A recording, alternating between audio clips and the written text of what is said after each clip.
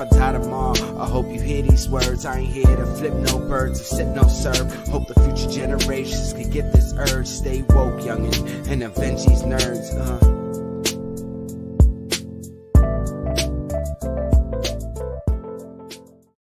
It's Tuesday. Yay, Taco Tuesday. Taco. I had a burrito, so I'm still on. Oh, there you go. There you go. Darn, I should have made a margarita. Burrito. There's actually a great burrito spot by us. Really? Yeah, I'll put you on. I got you, fam. Okay, let me know. Oh man, those authentic burritos though, they hit the spot. Man, I want tacos now. You see what you guys did? God damn it. That's on you. We got quality tacos here. So y'all got food for days, man. Y'all should not be complaining at all. I'm not complaining. He's complaining. We found a Korean chicken spot, and oh my god. Oh, nice. Yo, and he has the nerve to be. By the way, me and the girlfriend said we were already like planning a trip to like come see you guys at some point. So cool. Be ready. Oh yeah, we go to that. What was it? The what is it? The grilled cheese spot too. They got the crab cakes, crab cake and grilled cheese. Yeah, they were really good. I'm here for it. Man. We're here for all the food. As you guys can see, I'm not here for the seafood. They do other shellfish stuff. allergies. They do other stuff. Seabass doesn't do seafood either. The most I do do other is stuff. fish. That's it. Bendito. Anyway, let's get on with it. The announcements. Dun, dun, dun. It's worth it. It's not. It's not. I can't breathe. Thank you. That is steady hands. So announcements. Here we go, guys. We are here every Tuesday, 9 p.m. Eastern Standard Time. Make sure you guys are always tuning in. Make sure you follow Tiles by Law as well, because he is always doing his stream before the show, so you can get a pregame to join the show. Catching him on his streams every Tuesdays. And what were the other days? Our Fridays? Sunday, Tuesdays, and Thursdays. Sundays at 4, Tuesdays and Thursdays at 5. I'm on a brief hiatus, but I plan on coming back in May after I finish up a couple edits for Guy and his video shoot that I did. We just wrapped filming Sunday. Maybe we'll have to talk to Guy. Maybe we'll do like a premiere on Nerds, the music video. Guy. That's a you and him conversation. I'll call the Guy. Second thing, what was the next announcement? Medusa's Cascade every Saturday on your favorite podcast app, Spotify, Apple, wherever you listen to the podcast. You could go to the Ambient site, listen to it, love it, like it. So many episodes out. So many episodes. We are really close to real-time recordings now. Like it's getting crazy where like, it is. Yo, that just happened like maybe like 2 months ago or something like that. I gotta listen because I'm doing this week's recap, so I gotta find the time to listen. Oh, this week's episode was when you palmed Shanks in the room. Oh, really? That's this week's episode? That just came out. Maybe I would just do that off the cuff because I remember that. Yeah, it's literally the first episode of like us on, or the first night of us on the airship. Ooh, airships. So you guys, airships. You guys lose me every time we talk D&D, guys. I'm sorry. We're gonna get you on D&D. Don't worry, Val. We got you. No, We're gonna break you in. That's it's it. so hard. Is it just you don't want another thing to be addicted to? Because like I feel you. That's the problem. I feel you. I have so many different things, and it's hard for me to keep up with that. So adding another thing to my plate, I'm just not on that side yet. I can't. Don't worry, it's gonna happen. It's just like Thanos. It's and inevitable. finally, the next announcement, our final announcement. ImbionCon's virtual show is returning August 20th and 21st at ImbionCon.com. So you can get your VIP tickets because they're putting together a huge VIP package. Big package. And again, as the virtual show is their third year virtual, so make sure you guys save the date because you can watch the con from wherever you are at. That is it. So wait, what's that? Do I have another message coming up? Yeah, I was gonna go. What up, George? Yo, yeah, word up. Hold on. See, Tone got the shirt this week. I was rocking it last week. Wait. No, I got mine. it. I got mine today. I got it last week, but a Wonder Duck. Gang. Make sure you guys are checking out George Medina. Wonder Duck. It's dropping. It goes live on May 4th. Now. Thank you, George. Without further ado, so we got a great show for you guys tonight. So we got a great guest that's coming on tonight. Yeah, you need more AGG. So we have a great guest that's coming on tonight. Awesome artist. Thank you for the hookup again, George. Again, George introduced us to this artist. We're gonna go into a little bit of a creative series, get to know this artist, get to know his work. After that, we're gonna get to talk about Moonnight, and then following that, we're gonna close the night with Halo, the first 3 episodes of Halo. But without further ado, so again, we have an artist who's been on the scene been freelancing since 1992. Has done some great masterful works. Again, just looking at some of his works that he sent over, great, awesome oil painter. Again, he's done like shows like a Great Philly Comic Con. So people will definitely have heard and seen him, and it's an honor to have him on. We want to bring on the one, the only Hugo Bravo. Hugo, what's up? Hey, hello, welcome to the show. Hello. What's Yay. up? Yo, this is exciting. What's Glad, up, Hugo? How's everything? We've been talking back and forth and all that. Hugo, it's exciting to have you on. It's great to finally meet you, man. How's it? How have you been? Yo, let me just say that, how would I say? This is a very historical moment because I've never done one of these before. Oh, that's Oh. awesome. And you guys are the Cherry. first. You guys are the very first podcast Ah, that, that's awesome. that I connect with. So I'm pretty Welcome. excited. Like I follow you guys. You do so much of many things, and I Appreciate it. enjoy a lot. Your I don't know if it was called like Creative Corner or whether you talk to an artist in particular, along with your other segments where you talk about pop culture and you talk about what's going on. So I like that how you do reach out to talent and you care to share about their experiences along with sharing what you guys bring, to the community. So this is like, wow. It's great. Man. Well, Congratulations, you welcome. see? Thank you. So you've been a freelance illustrator since 1992. You've definitely been on the New York scene. You're from New York, New York. Again, fellow New Yorker. Yeah, New York in the building. That's right. You've done like from stuff from covers, CD covers. You've done some great and just looking at your stuff, looking at your portfolio. So everyone wants to know the origin story of Hugo Bravo. What was it like what inspired you to pick up that brush, get into oil painting, sketching, everything? Tell us. Let us get into your mind of Hugo of how you started. All right. Well, it's quite an enriching story. Right off the bat, I have 2 brothers and a sister. I'm the eldest. Then we got 2 boys, then the sister. So me and my brothers were all just 1 year behind each other in birth. And it turns out that we all have the artistic gene because, they're just as talented with regards to like painting and drawing and all of that. So they're pursuing their art through their little avenues. And we clearly inherited, from my mom because she was, she's retired now, but she was a head pattern maker. So she was in the fashion world, designing and doing all of that stuff for under the brand Nicole Miller. So, Nice. we I'd say we got that creativity from under her. And on a side note, we always kind of laugh because we say to ourselves, okay, so, we're the starving artists. For my sister, she went down the route of like medicine and she was smart, so but it runs in the family. Her daughters, they're very talented as well, artistic and musically. So recognizing that there was something there, decided to I guess commit to it professionally and pursue it. Just a little bit backstory. Right after high school, I did 4 years in the Marine Corps. Thank you for your service.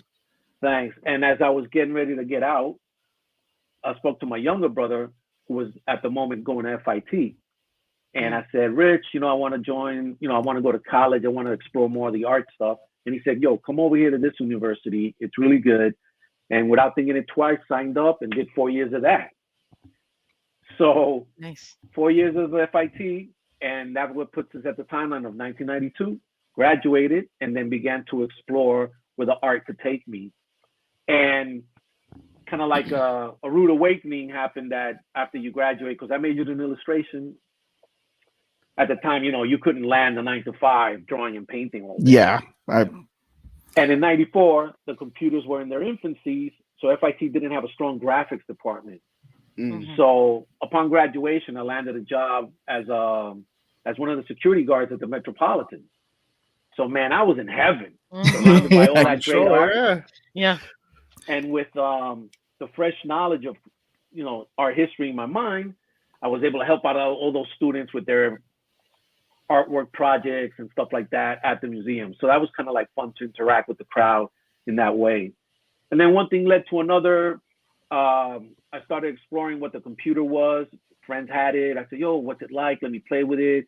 And little by little, self-taught the computer, which leads me to this day where I earn a living as a graphic designer in the children's apparel industry. Nice. Creating licensed swimwear for boys and outerwear. So I'll put Mickey, I'll put Superman on a swim short, and so I'm having fun all day. Nice. well, let's I've take a look probably right seen here. your work. Let's see right here. So while you're talking Oh. here, and so you did graphics, and look at this, guys, look at this pencil work right here, and this rendering just with the pencil. You're a beast with it. I was looking at this for a few minutes and everything, few hours. It's like I just had to really just like, Wow. this is just awesome. I'm like all in awe over here. Like, So, Yeah. it's a speed lapse, but it just seems it's just so seamless. Mm-hmm. It's Right. just, I'm clearly inspired as the majority of artists, you know, with Frazetta, Boris.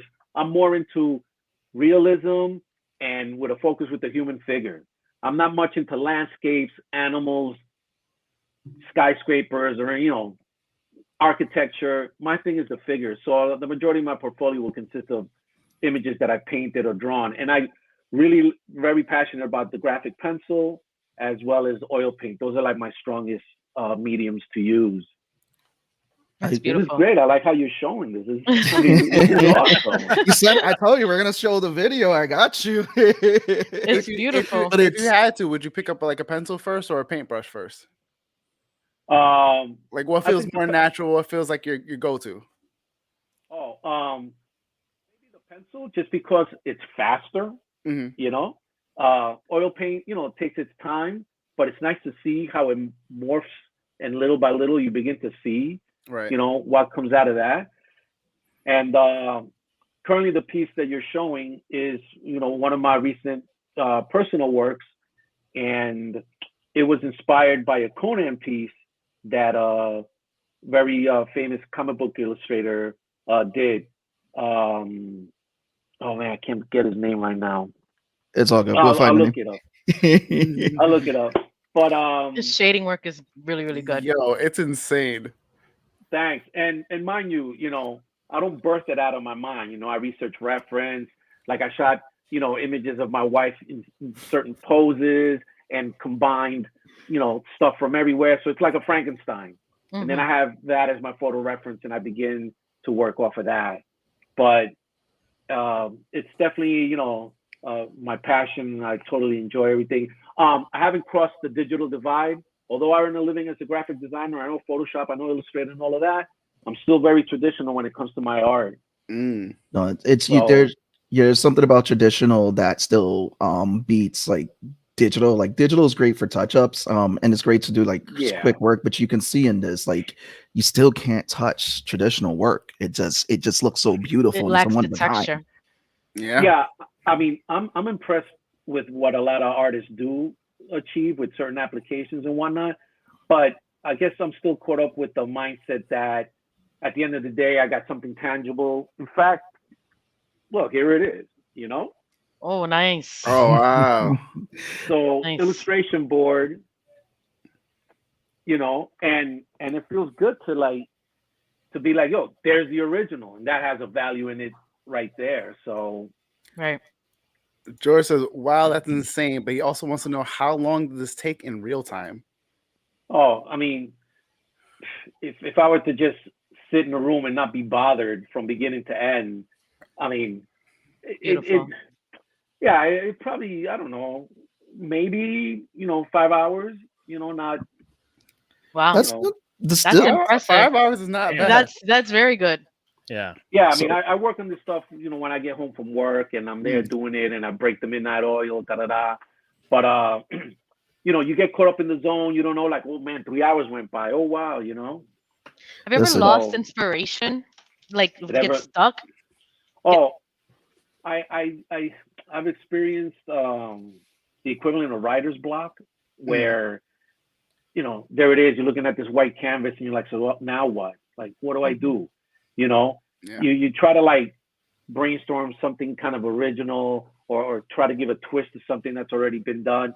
But there's been times where I sit there and I'm like, that's man, like nothing comes to insanely mind. realistic.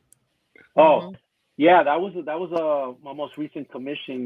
This lady saw my work online and she reached out to me and said, "Hey, can you do me a portrait of Johnny Depp as Jack Sparrow?" And I'm like, "Wow, that sounds interesting." And she gave me the image to work with. That's why you see it's so cropped off and it's just the head. It's not the figure. Right. But, you know, this is what she wanted. But one of the things that makes me proud of this piece onto myself is since we're no longer in school, we're not being challenged with projects.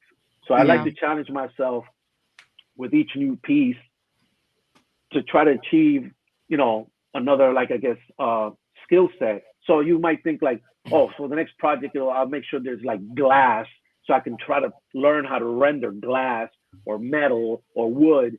So with the Johnny Depp, being that it's just a portrait and that's better than the real drawing. when it's just a portrait, and I knew that the strength had to be in the likeness as well as the hair. So through this piece, I've been able to develop more confidence in rendering hair because prior to this, my hair in a lot of my images was more like just blocks of color with some highlight, no real organic feel to them. But this portrait presented so many challenges because he's got dreads, he's got regular loose hair, he's got braided hair, he's got everything. So I did a lot of reviews on YouTube and I kept trying this, trying that, trying to see if I can achieve that look that he had. And what you see is the result of that effort and trying to like get it right. And the lady liked my style, which is, you know, photoreal, if you can call it. And so I concentrated to like achieve it, you know, everything nice and proportion and the color and the shading. And I love doing portrait work because of the challenge of trying to capture a likeness. And it's something, you know, if ever given the chance, I really get into it. It doesn't always have to be Dungeons and Dragons, you know, a portrait of any kind.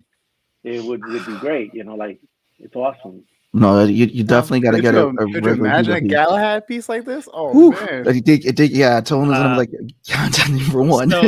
So Hugo, so looking at this, looking at your speed lapsing before and kind of like wanting to know about your process. So you sketch out the portrait and you sketch that out and you do and then you paint on top of that because it looked like a really high definition sketch that you did of Johnny Depp, and then you paint on top of it. Okay, in the Johnny Depp scenario, I didn't go in as heavy as I normally do, which is like what you see in the Red Sonja. But I do go in with, let's say, I blow up the image to the size that I plan on painting, and then with carbon paper, I trace out the image. So that's how I secure my proportions and I guess, you know, the likeness and stuff like that. And then guided by that pencil line from the tracing, I begin to apply the color. Right. Okay. Now, one of the things in the past, what I've done is I've done the sketch to the level of what you saw the Red Sonja being with the rendering and the shading and all that. And then I would literally paint right over that so the original pencil would no longer exist. But my wife, she started encouraging, oh, wow, the pencil's so good, you should save that and paint on a separate canvas. Yeah. Okay. yeah. So you can have two. So you can have the pencil and then you could have the painting. Right. So now with the Red Sonja, the plan is to have that on illustration board as the pencil showcase piece. And then I'll do like a very simple line drawing tracing on canvas, the way you saw the Johnny Depp. And then at the end, you will have the two works, the pencil and the oil paint. That is nice. Yeah. I see like how you're going in there with the highlights and everything to bring the texture. So my question to you is this, is that again, sometimes when you're dealing with textures, like particular textures, it sometimes could be a little bit annoying and everything. What have been some of the most difficult textures for you to try to capture on paper and in your paintings, and how did you get around, or some of the tricks that you learned with capturing some particular textures that you have done in your paintings? Well, I don't. How would I say? When it comes to the pencil work, the textures, to me, there's really not that no difficulty. Like I look at an image and then I'll know to use. Oh, this might help with the answer. When it comes to drawing with the pencils, I use the I guess that pencil set where you got the grays of different values. Right. It's not like one pencil works all the magic. I do get into the heavy lead, the light lead. So maybe that helps with the pencil side achieve certain textures in the sense of values, so that I'm not trying to render metal and glass using one number 2 pencil. Like I'll vary it.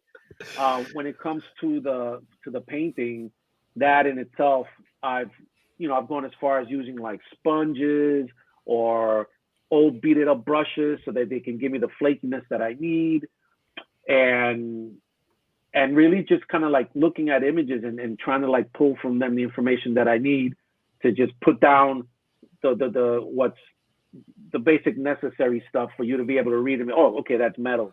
I see, because it reflects light and stuff like that. Oh, I see, that's a dull surface. So, stuff like that, That's beautiful. That was insanely decent. Like that is like, I'm just looking at it. I'm just like, that looks so like I'm in a carbon copy. Like that. Like, it doesn't, like my brain can't compute that you didn't just like go and take a picture. Right. Like I said,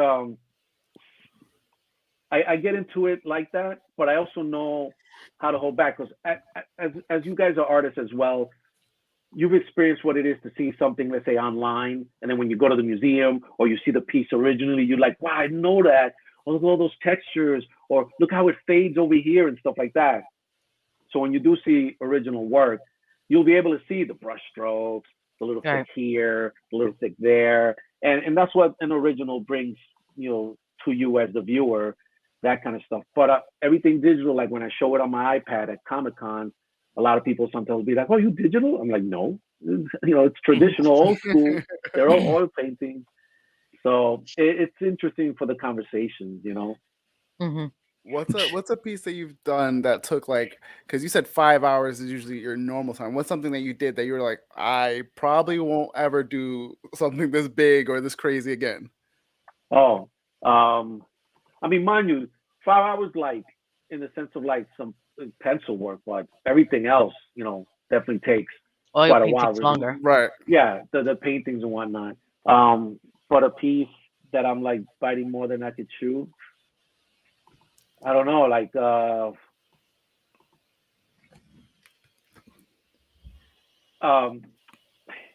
don't know, none come to mind. I mean, they're all fairly small when it comes to. Maybe there's this one piece where, this client, she asked me to do a portrait of her as Wow. Well, you want to talk about that? Is that the Statue of Liberty in the water? It's beautiful. Yeah. This was done as an album cover, right? Right. All right. So listen to this. You guys are gonna be like blown away by what you're seeing here. Right off the bat, once again, you guys are the first ones that I, ever have this one-on-one with. And aside from my social media, through you, this is the first time, especially YouTube, this is the first time that this is being viewed, and the story I'm about to share, because, I haven't jumped on YouTube to talk about what I'm about to talk about. So this piece represents the album cover to a CD of a rapper called Jeru the Damager. Back in the 90s, I had the chance with a photographer, a friend of mine who's very known in the circles of hip hop photography, to collaborate with him on this painting where he was going to superimpose the image of the rapper, and that would become the wraparound to a CD. Nice. So how would I say it? Okay. So I didn't follow the rapper at the time. So I said, let me listen to some of his music. And when I started hearing his music, one of the songs was entitled "Come Clean," and one of the lyrics in that song said something to the extent of, "Don't rattle the wrath of this rhyme inventor, because I can blow up spots like the World Trade Center." And I was like, what? So that was 1994, and I'm just like, Jesus, man, that sounds crazy. So I began to brainstorm ideas as to like what that visual could be. And I thought of like an apocalyptic looking New York with the Statue of Liberty in the water, the Brooklyn Bridge is collapsed, South Street Seaport's on fire. And I put one of the towers, as you can see, one of the World Trade Center towers on fire. So the photographer, he loved it. We ran it by the rapper, he loved it, his whole crew. And it went on to become the CD cover, as you saw earlier. So the reason this is like a big deal now is this: here it is 30 years later, and the photographer was invited to be a part of an auction at Sotheby's for a lot of hip hop memorabilia. And he reached out to me about a year and a half ago asking me if I still had the painting. And I said, yeah. And he said, yo, we can make it part of this batch of stuff that's going to be auctioned at Sotheby's. And I was like, what? That's crazy. So a year and a half later or so, after COVID and all, Sotheby's finally put the whole thing into play. And just this month in April, they had the auction, and this painting was bought at Sotheby's. Oh, that's incredible! Wow, yeah, man. 30 years. That's crazy how it all turns around. Yeah, right. You know, the thing's been sitting in a portfolio case for 30 years, and I don't think about it. It's just there along with a bunch of other artwork, and you never know what can happen. And this is a prime example of that. And of all places, Sotheby's. I was thinking like, damn, man. I'm like fancy now. You know what I mean? Like, who goes? Who's invited to that? So, it was an amazing experience. They had it on exhibit with a bunch of other stuff for about a week. I learned, and I'll share this with you, that when Sotheby's has an auction online, it runs for a week. So it went from Wednesday to Wednesday, and that's internationally. But they also have the in-house auctions, which is what we're used to seeing, where they wave the hand and the number. That's a one-day deal. Yeah, that's a one-day deal. It happens that one day, then it's done. So for a week, people were able to visit the website, check out what's going on with it and all. And the lady was telling us, don't be discouraged if you don't see any activity till the last day. I'm like, all right. So Wednesday morning, I log on, and like no one's bidded nothing. And I'm like, damn, man, this isn't going to sell at all. And next, because there is a timer, just like an eBay auction, someone must have done it right, that I get the call, and I'm like, yo, congratulations, you're a Sotheby's artist. I'm like, what? It's sold? And, and it's sold. So that's fantastic. That is incredible. I was like, man, yeah, because it's like, what are the odds of that? I mean, it's right. Incredible. So, yeah, man. So, it's got to feel good. Yeah, the blessings they come in so many ways. So I feel very fortunate. So you deserve it all, man. You've been like I said, you've been freelancing since 1992. You've been killing it. These pieces are fantastic, and you deserve everything tenfold. And again, I look forward to seeing more and having you more in the show and all that. And I want to thank you for coming on. Tell us about your social media. How can people look at your work? Oh, you have to plug yourself. across everything. I go by Hugo Bravo Artist. So website hugobravoartist.com, and then on Instagram I'm under Hugo Bravo Artist, and on Facebook as well, Hugo Bravo Artist. Those are literally just the two that I have, plus the website. Great. And on there I share the videos, images, and I got one more thing that I was looking forward to sharing. Show it. I published 2 books. Ooh, congrats. Please share. Yeah. Please share. Come on. So, this is the Hugo Spotlight. Yo, for real. All right. Let me tell you this, the inspiration. I don't know if you're familiar with a couple of publications that come out every year. especially along the lines of like fantasy art and contemporary art, as it's called. One is called Spectrum, and the other one is called Infected by Art. So these books, they do call for entries. People submit their work, and then they get selected by a jury of professionals who look over the material, and they get placed in this book. So at the end, it's like a showcase, page after page of rich art, letting you know what's currently out there, trending and whatnot. As an artist, I would always look at those books, and I would be left with the questions like, wow, how did the artist do it? Did they have any models, photography? What was their sketches like? What was their reference and stuff like that? So being that these books just show you the final piece, I decided, you know what? Let me put together a book that shows you how they did it. So my book's name is called Vision Illustrated. And I came out with the first book, which is this thing here. I gotta get. We're gonna definitely gonna be talking to you about that. I'm gonna need that, Hugo. Right. So what it is like an example here that it shows you the final piece, and then it shows you images on the artists and how they did with their sketches and stuff like that. Sorry, but the lighting is a little. No, you're good. Good. Little thumbnails and stuff like that. So in this book, I got artists from everything: Magic the Gathering, book cover illustrators, lots of well-known artists within the genre. So I did the first one, that went really well, and I came up with a number 2. Nice. And in this one, I was able to get some sculptors and artists of different type of like genres, that not only just painters. So,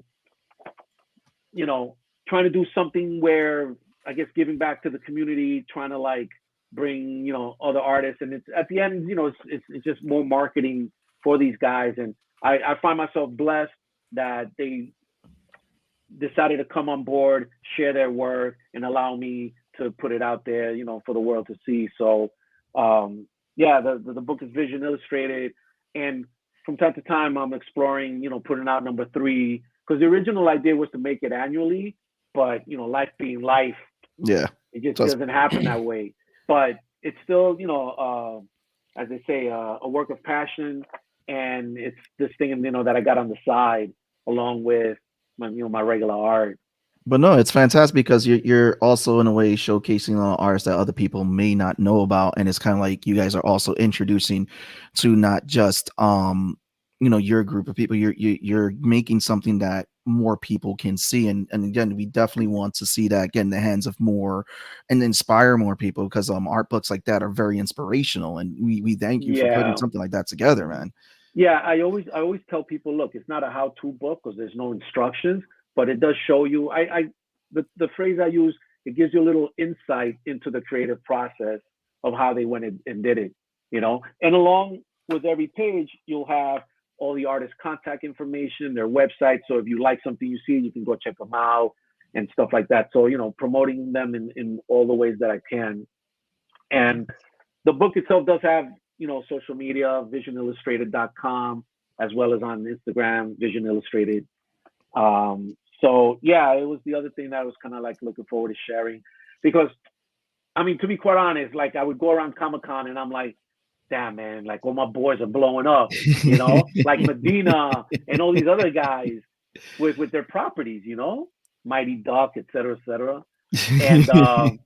And I'd walk the aisles and I'm like, damn, man, I got nothing. I got this talent, but I got nothing. So it dawned on me, this thing, Vision Illustrated, I'm like, yo, this is creative expression, and I'm involving others and stuff like that. And, let's go down that path. And that's where, my contribution would be this book, while others are creating, stories and stuff like that. But you still you need the writers, you need the artists, and you definitely got there again. And we want to thank George for introducing us, because George dropped that. I was like, listen, we'll have you go on. That's what, love to speak to him. All the stuff. I'm like, yeah, George, put it together. So thank you, George, for that one. Hugo, we want to thank you for coming on. Are you ready for the pop culture segment? Are you ready? Yeah, sure. Yeah. If you see Moon Knight, we don't want to spoil it for you. No, I saw it. Part 2. You're right. So then we're doing George's favorite part right now. I don't know, like there isn't much to spoil in this show. I mean, no, I'm like real talk. Like I'm not even trying to mess around and spoil George's hype for the spoiler warning. I just feel like there really isn't much to spoil. Like we're just getting a lot of context to everything. We meet his estranged wife. We find out that we find out that Mark is not the first I'm about to say moonshine. Jesus, the first Moonknight. Our antagonist is the first Moonknight, and also I feel like Khonshu kind of sucks. I don't know. When he was on the buildings and just kind of looking down, like, dude, what are you doing? What is? He's creepy. He's just being really creepy. I enjoyed the voice acting, but for what is worth, watching this show, I don't feel like I don't feel like we're getting bombs dropped on us. It's just we're just kind of learning as we go. We're learning through this experience, and we're seeing through the eyes of Steve and taking it all. They're slow burning it for sure. Steven, yeah. So anyway, Aunt May's died. Let's get to it. I think everyone is saying that we may get a. It's Steven, yeah. Steven. With a V. With a V. You know, you have to make sure you say that because, as you said, not Steve, not Steve. Scotty. The Scott is Steven. Yeah, let's get to it. I'm enjoying it. That was not your best spoiler warning. I'm just saying. I know it wasn't. I did better last week. I'm just saying. Okay. Yeah, Val did. She's coming after your job. I'm playing. No. He takes the mile, man. Listen, Val, it's already there. It's on the internet. It stays forever. I promise. We don't go off the rails this much. So Hugo, in this show, watching Moonknight, give us your thoughts and everything about what you enjoy about this show, or your takeaways and everything. Being a comic book fan, hitting up the the cons and everything. Give us your take on Moonknight, on how you've been with this experience. All right. Okay. Several things. One, I was surprised that so far the narrative is that he hears this voice and it somewhat controls him. It reminded me a little bit of Venom. You know, how let's get out of here. Let's do that. What are you talking about? Like, so he's talking to himself. So that format surprised me. I think, that's happened in Moon Knight's world, but I guess it does. For the actor, I'm enjoying his accent, because to me, mind you, like I don't do much research on this, but it transported me to that place where he's at, which is like London and all that. Like I found it to be entertaining, the accent that he's delivering, on that part. And then going through the process of let's say, I guess, becoming Moon Knight, that innocence where he doesn't know what's going on, it really puts you in his shoes, because as they reveal things, it's new to you as well as to the actor. So I'm enjoying the format of that as well. Me personally, though, like the costume, there are parts of it where I feel like it's just, I don't know, like just too much like heavy duty, almost like all this rubber and encasing, like almost like a mummy, like whenever I saw Moon Knight in the comics, if anything, it should read a little bit more as Daredevil or Batman, where stuff would move, a little bit more organically. I find it a little too stiff. I think that was the question I have regarding the cape is it digital like back in the days of the Spawn movie, or is it like real? Because there's times where it looks to me like it's a digital rendering with the way it hangs. And they might do both. Yeah, it might be both depending on the scene that they're calling for it. Yeah. And I think the director jumping and stuff, that's definitely digital. Yeah. Maybe when he's doing like the action shot, when he turns around, when it comes out, it's definitely digital. Yeah. I mean, a lot. I think it's more digital than it is real. Yeah, that's what we've seen. Yeah. But I think they did that with a lot of the capes too in the MCU, because you can see some of the pictures. Is a near the Disney Plus shrink their CGI budget on this show. I think they're testing the waters with this show. First of all, CGI is. For the CGI, I think it feels like, because the CGI is being used so sparingly, the big CGI things like the jackal, for instance, and all, it just feels out of place. Yeah. Because all of the other shows, it didn't feel like you're using big CGI. The CGI came from like the powers, from Wanda's powers and all this other stuff, and everything else was very, or Loki's powers, but it wasn't like really heavy. We didn't really get big organic. I may be wrong, but I don't remember us getting big organic CGI beings. It was more so either the Cloud and Loki, or you had but this was like, this is supposed to feel like an organic jackal chasing after him, and it feels. It could feel out of place from what we're used to on the small screen of Disney Plus. It also kind of feels very akin to like watching The Mummy again, because like watching The Mummy now, you see where like that movie aged itself, and we're like, oh man, but it still holds like a certain piece of nostalgia for us. And that movie holds weight. Right, but I love those movies. But you're looking at the which Mummy are we talking to? Are we talking about Tom Cruise version or? No. We don't talk that blasphemy bullshit. Not that dark universe bullshit that happens. Hey, wow, everybody's offended. I'm sorry. We don't talk about that here. Brendan Fraser. Brendan Fraser's version. 2 with Brendan Fraser and Rachel Weisz and Arnold Vosloo. That's it. Like the alligator looked more real. I think it was real. I think there was parts of it that they might have CGI, but I think it was real for the most part. They went to the makers of Grogu. Val, give us your hot take of how you felt about the second episode of Moon Knight. My favorite part, coming out with that suit and tie. I play Marvel Future Fight, the app game. Because I'm a loser. But there's a costume where Moon Knight gets this suit, and his movement is just so legit in the game. So I was looking forward to seeing this suit, because that's how I use this character. And I didn't get what I was expecting, because he lands into a pole and then all of a sudden he's just starting to learn how to use it, because this is Steven's version of the costume. And I did not know that was the take they were going to take, because I don't know a lot about this character as I know about others. So I was excited about that, and him coming out and learning to use some of the power that they hold within themselves, and releasing that. To go back to Mark, it was done well. I believe Steven's turmoil. He's such a Oscar Isaacs, I think his name is. Such a freaking great actor. I believe him. So it makes the show even better. Even though I don't understand everything that's going on, I'm still engaged in it, if that makes sense. Right. That's what I was saying about his skill as an actor to portray, who he is. Like. Right.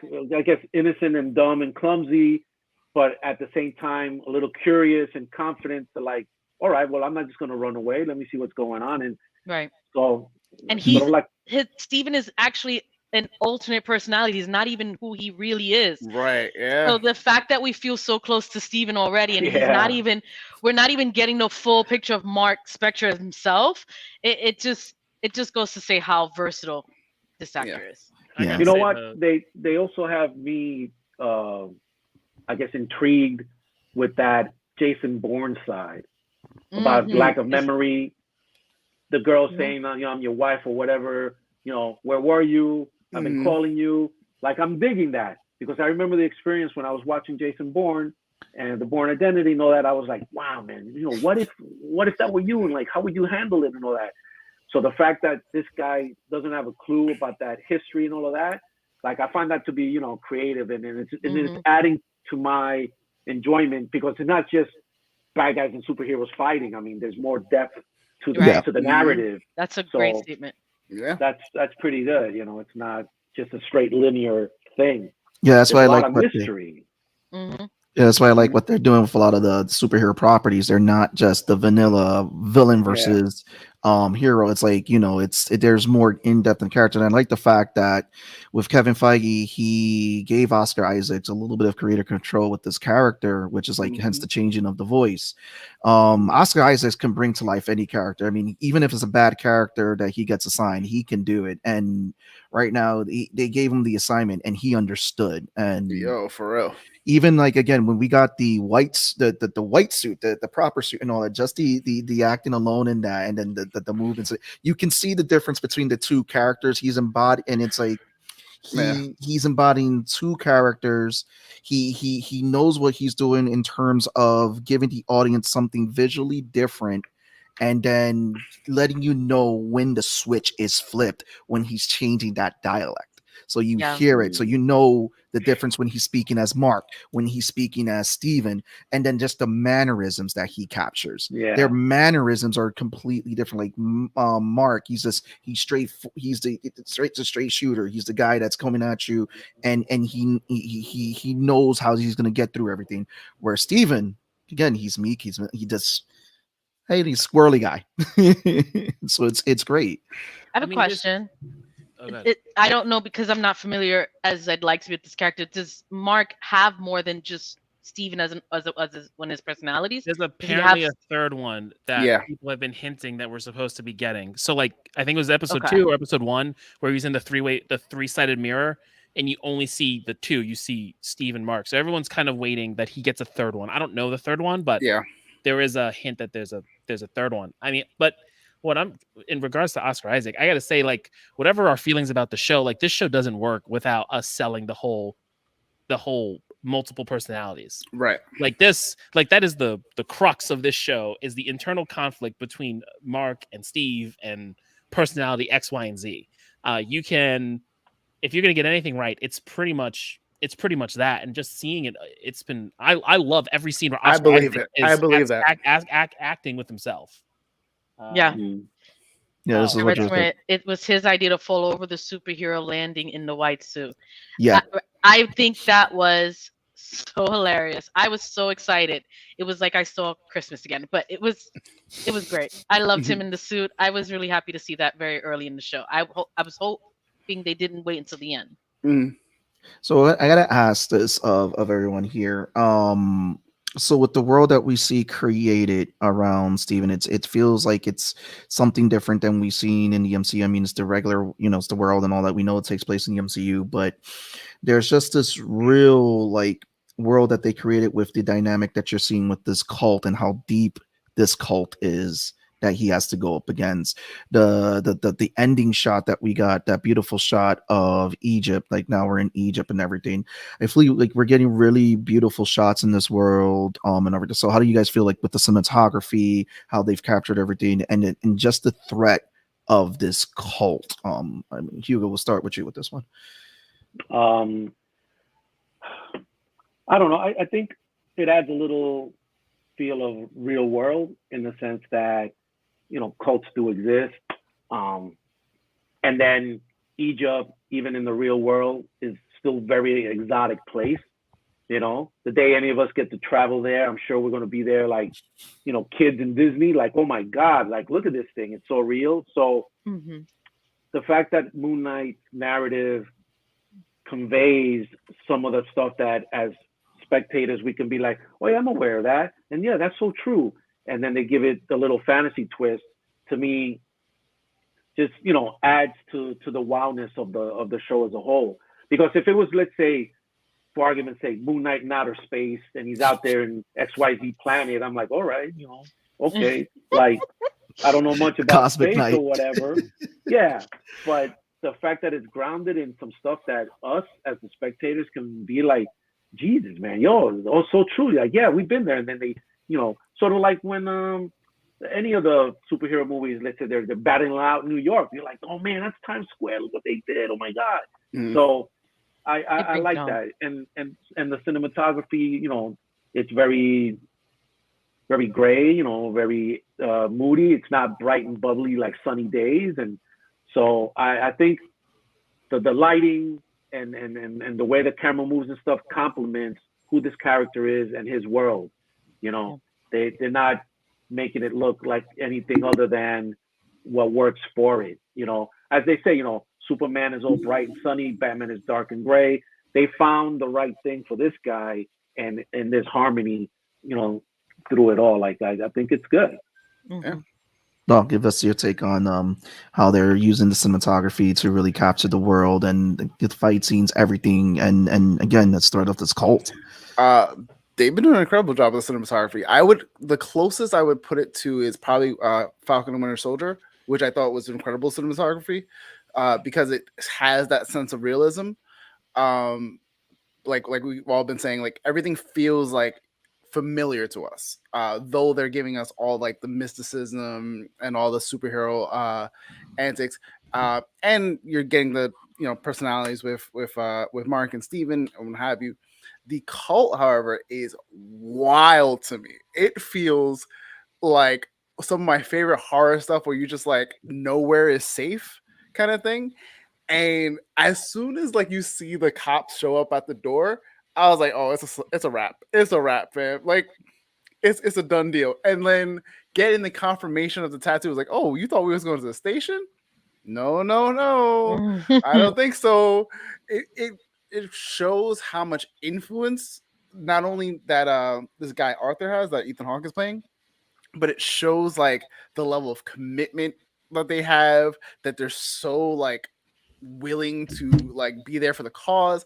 Because on the surface, as most cults do, as we've learned in D&D, they're very warm and welcoming, and they look all cheery and happy and all this other shit, on the surface. And then when you're there, you go, oh shit, I'm in the cult. But like, that's literally what it is. But at first you're seeing oh man, these tomatoes look great. Oh man, this was so and so's recipe from his grandfather. Blah blah. Blah. It's so everyone warm has to learn 3 languages, and it's all inviting, and I'm like, bro, this is super like red flags everywhere. Yes. High alert, just super cult vibes. That's what it is. So they're doing a really good job of like portraying that with this like real world element. It feels like Hydra all over again, where like you can't trust that your friend isn't a Hydra agent that you've worked with on the field for however many years. This is everyday people now that you're just like, oh shit. Like I can't trust the cops that just arrested me because I like vandalized the bathroom. Like, are you serious right now? If you can't trust a security guard in the museum, you think you could trust the cops? Hell no. I love the fact again that we're also getting something interesting where I feel like they're tested out an immersive experience for people with the use of QR codes. So we've seen it in episode 1. We now see it in episode 2 when he's at the storage locker. It was I believe the second appearance of Moonnight and Werewolf by Night number 33, where people can actually download it if they scan that QR code, which is actually pretty dope. So that's bringing back that whole immersive experience. Tone, take it away with your thoughts on this cult, and then we'll get Val's 411. All right, cool. Yeah, there isn't much for me to say about cinematography aside from this. It looks nice. It looks nice. I mean, this shot is nice. This scene is cool. This is why you guys have me, the resident filmmaker. I'm not even diving into that. It really, touches me in a certain way, right? Like, but back to the cult. It's kind of, I don't know, man. It just feels like I like the cult. I like the idea. I just feel like we're not so far removed from the Flag Smashers, right? From Falcon and Winter Soldier. Is that what it was? Yep. Right. And it was essentially the same. It was essentially the same thing where all these people are a part of this this like cult organization, and now we're doing the same thing here with Arthur Harrow's cult, following the goddess of Amet. So that was the one. I mean, I get it. You got to do it with a cult, but I just feel like we're doing it so close to what happened with Falcon and Winter Soldier. Now, obviously, it's vastly different. There's a belief system here. We don't know what the Kool-Aid is yet, because we know how in episode 1, someone volunteered to be judged and then decided that if you're gonna live on and be judged fairly and live on in immortality with Arthur Harrow, or you're gonna die and Amit's gonna eat your heart. Like that's kind of like you've committed to that. And I'm curious to see how that started, how he got this influence, and how for crimes not committed. That questioning from like Steven was amazing, because like he's like, oh yeah, aren't you judging innocent people? He's like, conscience serves as justice too late. Like too little, too late. Like, well, we did it to Hitler and we did it to all these other people. I'm like, all right, well, you didn't, and that's not how it works. I mean, we can say the same thing if Hitler went to art school, right? Like he wouldn't have done what he did. I mean, like it's playing revisionist history over here with whatever you're thinking or whatever. I mean, that was the whole premise of Minority Report too. So that was also a fun movie back in the day. But I just think, what is it? What is so inviting here that you prescribe yourself to this and may volunteer to be judged and potentially lose your life Right. based off this being, which is a real legit being, because that's how he's killing people. He's touching you and you die, and he has power, as you saw when the jackal came out of the ground. And like, where does the power come from? And even when we talked about it last week, well, what are these gods? What Was that a power stone? Does he have a piece of the power stone in the staff? So people were saying power stone because of the Really? purpleness. Yeah, that's what I'm like. Is this supposed to signify relationship to that because of the color? I don't know if it does. Well, Mm. I see the relation, but I don't know that like Right. it would. Though in the comics, apparently Khonshu is one of one of the older gods, like kind of like in the realm of like celestials, and he just ended up on Earth for so long that he became a part of the Egyptian pantheon. So I don't know if they're gonna play around with that, and that's why we're seeing something close to that. But with the introduction of Eternals, they really went ham on introducing the Celestials. So it will be interesting where they go with that, because this is now introducing gods into the Marvelverse. I mean, we've already seen Thor. We're going to get in Thor, Love and Thunder, Zeus, which if you guys look around, I think some images have kind of leaked in the form of the toys, because the toys always spoil stuff. So we have ideas of what Thor is going to look like in the movie. They have like trailer Thor wrapped as well. So yeah. The guy who was editing the trailer, he posted that the trailer's wrapped, so everyone's hoping it should be dropping soon, probably because they're doing their for press. Doctor Strange, no? It's probably they're doing the press tour like pretty soon.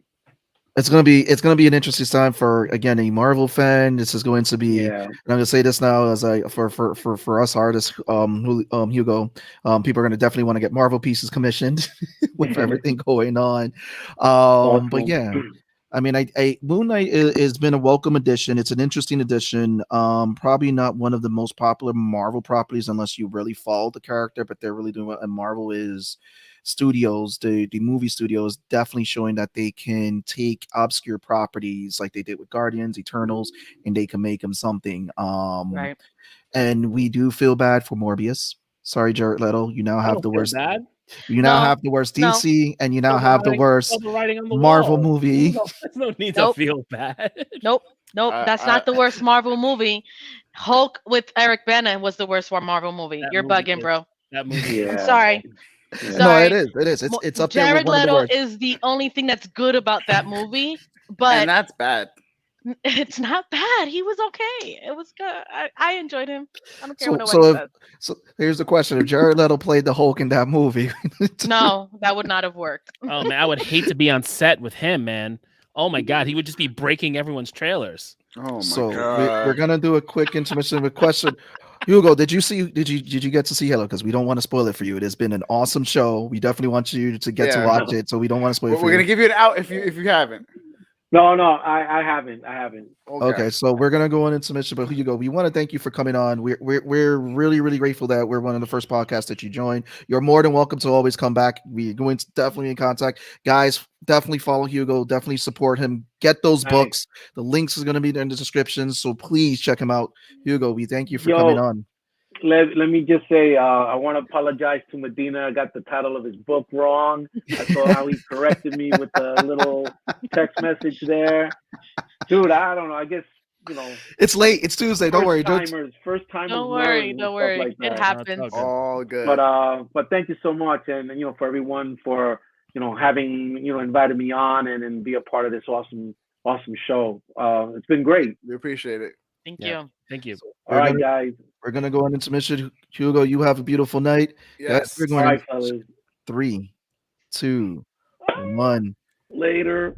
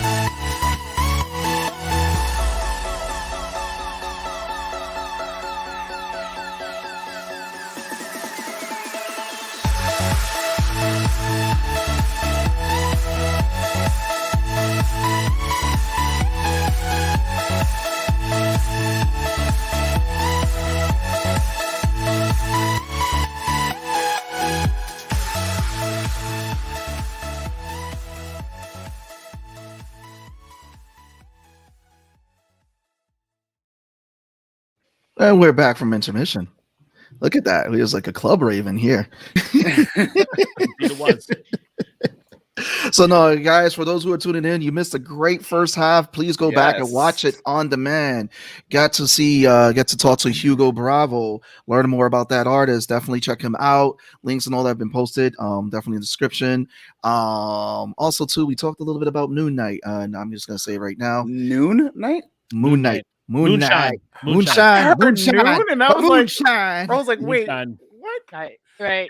Listen, I heard listen, Moonlight. listen. I heard Moonlight. Honestly, Okay. there hasn't been I much thought I to was see. bugging for a second. Listen, it is Tuesday. We went through intermission. We're going over the hour because you all know what we definitely gotta cover these first 3 episodes of Halo. So before we jump into Halo, there are 2 quick things I think we should quickly touch on. One, I think Law will be very excited about. Did you see the casting for Mr. Percy Jackson? I did. And are you excited? Wait, Do you approve? wait. I don't think Val did. I'm about to Google it because no, I didn't. Did you see the Adam Project? No, not yet. Oh, you gotta watch it. You gotta watch it because the boy who Attack me, why don't you? Yeah. I mean, that's the that was name me. of the game. That was me a couple of weeks. That was the name of the game. So the little boy who plays Ryan Reynolds' younger self, who stand out in that fucking movie. He was really good. He's gonna be Percy Jackson. They just announced that they cast him as Percy Jackson. So when you watch the Adam Project, you'll Percy see why Jackson is Law's Game of Thrones. Really? basically, so Percy Jackson is a very good book series. I'm gonna have to go back and reread all of them because it's been over 10, 12 years, something like that. Right. But I will say this. So someone pointed out on TikTok that with Percy Jackson being all casted like appropriately, they're like, you realize that we're about to get a Percy Jackson book 1 through 5, more than likely, on Disney Plus. As much as it is a kid's book, those books, especially later on, are those kids are in a war. Like that's like they go the route of Potter. Like it's gonna get real dark. Daredevil's on there. I told you. Where's the line in the sand? Daredevil. Right. So what I'm saying is you're gonna have kids like 11, 12 to about like early 18, 19, just getting murked left and right, and people have to be like, oh, because they're gonna get like Percy Jackson like in the first book, and that's a lot of like adventure and fuck my dad or whatever the case is, like all this other bullshit. By the time you get to book 5, fucking Percy feels like Batman. He's just like, I'm over this shit. Like I'm tired. I'm looking forward to. Thank you for selling it to me. Yeah, we're thinking about reading it to Bear. He's been into Greek mythology because we listen to National Geographic does Greeking Out, so it's like their kid version of, but they don't shy away from like the legit stuff. So Zeus is still like sleeps with everybody, of course. All this, so they tell you like certain things, but they won't say that Kronos cut Uranus's balls off. Like, so there's a line that they don't cross. Listen. Zeus is the Zeus ultimate... is a polygamist. Yes. Castration. No. So there's a line there. But we're fine. Listen. Zeus is the ultimate IO child support daddy. That's it. He just you're owns king of the gods. Child support. He's king of the gods. You can do whatever you want. Because he kind of does what he got to do with each kid for the most part. He's always there when they need something. Like the top 5. Like his favorite children. The one that become heroes. If your name is Hercules, the one that become like a demigod. He cares about them. Then you've got the regular ones that he just does because he sees something that he's interested in. He's like, you know what? I'm gonna turn into a horse. I'm gonna be the sun, and I'm gonna ray into a woman and impregnate her. I'm not bullshitting you. That is legit. He shined rays and impregnated a lady and created a child. Zeus does not care. Like the Zeus would go on Maury, and they would be like, Europe, "You are the father," and Europe he would still do backflips. Like, you goddamn right, I am. The story of how Europa was made, or Europe, was literally he turned to a horse, saw a girl, and then fucked her all the way across the land until you hit like the end of what we know as Europe. Yes. So anyway, so Percy Jackson. I'm genuinely excited because also Rick Riordan did like his due diligence to be like, yo, like Disney's gonna do it. They're gonna do it right. Like I'm gonna like he's like hands on the way like George I would imagine was on, and then just didn't care anymore. So I'm hoping Rick finished his shit anyway. listen. Right. So here's the thing. He Here's the finished 2 thing. book series. He did 2 different sets of gods. He did. He actually finished more than that. He's got like 3 or 4. Like Yeah, within, didn't he do there's Egyptian a whole. gods too? He did He did. Egyptian The gods. There's a second one was Egyptian. There's a whole like thing. But if he does this well, like if this turns out well, we can literally get the other books. We can get like the Egyptian gods because it takes place at the same time as Percy Jackson stuff, which would be fucking wild because they literally reference it in the book where they're having a battle in New York and they're like, oh, that happened across the river and we don't like Egyptians like don't go west of the Nile or something like that. And I was like, or east of the Nile. And I was like, oh shit. Like they literally saw the battle and was like, yeah, that ain't for us, and just kept it pushing. So hopefully, that does well. I need us to get Aragon as a fucking show. Yes. I don't know why we can't get that. But the Yes. other thing I wanted to bring up is if y'all saw the Stranger Things final season trailer. Oh my lord. That shit looks bonkers. I'm happy they're in high school because they had to grow them up. Oh my god, thank God. But Finally. also, if you guys are D&D fans, I know the 3 of us Oh are. yeah. But Val will become one of us. one of That us once much. So the BBE, People watching, do not listen BBG to them. No. has upgraded from the Mind Flayer and the Demigorgon. We now have Vecna. Is that who that's supposed to be? That is supposed to be Vecna. It was confirmed. Guys. Oh, I thought it was a lich. I was like, this looks like a lich. So if you wanna it's gonna be dope. I'm gonna see. I want to see how it like pulls together and cleans up because that's gonna be a wild ride if they're trying to go with that route. Guys, if you want to see Val play a random NPC in the Medusa's Cascade, reach out to Tommy, the bearded DM. I'm a DM too. What? Huh? I don't know what you're talking about. It's gonna happen. I'll buy you that burrito. No, you can't bribe me with food. Listen, I'm just saying. Roll for persuasion. With advantage. Listen, you can bribe anybody with food. No, I don't know. It depends. Is this I a can night buy of- my own burrito though. Listen, I'm just saying. So we are getting into the first 3 episodes of Halo. I want to ask off the rip before you start, Seabass. Who's played Halo? Who's read the book? Like we know Tone has. I haven't read the books, but I played the games. I'm completely green. Oh, you're completely green. What have you like? You Seabass, played a game. Of what? Seabass. Oh, A Seabass. game. What did you play? Played Halo 2, played Halo ODST, Halo Reach, and then the You didn't play the last one. original? I never got to play it. Well, actually, I did play the original. I played the multiplayer. I didn't play the story. I played the multiplayer at my buddy Paul's honestly, house. same. I played the original at my boy Marcelo's house. Multiplayer didn't really have like much like investment in it because I didn't have an Xbox at the time. And then I played 4 when I got my 360 for the first time. So And also watch Red versus Blue. Yeah, true. Blue's legit. But is Red versus Blue like canon? Absolutely. No, it's not. I was gonna say like It's not canon. if memory serves, that shit's bonkers. No, I Val? have it's no not. idea what you guys are referring to. You're so gonna I jump. will exclude myself from this Red- No. conversation. Red and If Blue you is, watch Red versus Blue, you're gonna jump down a rabbit hole No, of it's fine. just fucking craziness. I think Slaw was just trying to kind of gauge the waters of where we're all at in Halo. Yes. I get it. I'm completely green. Okay. Everyone else knows something. So since we're all like foot in the water, maybe like waist deep, we're not as invested as most fans. I would think that our reception of this show is probably a little bit better than those fans who are heavily invested. And mind you, this is not saying like we're not heavily invested. Tone has Master Chief's helmet.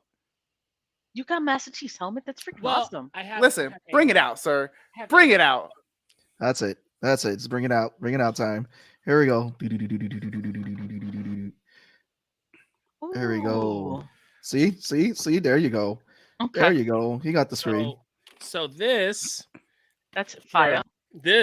for all you eagle-eyed fans, was from the special edition for the Halo 3 midnight launch. For those of you who don't know what the fuck that is, back in the day, when you wanted to play a game early, you would go to GameStop or Best Buy with your friends and wait on a line from 10 to 12 and buy a game, come home, install it, and play till the next day.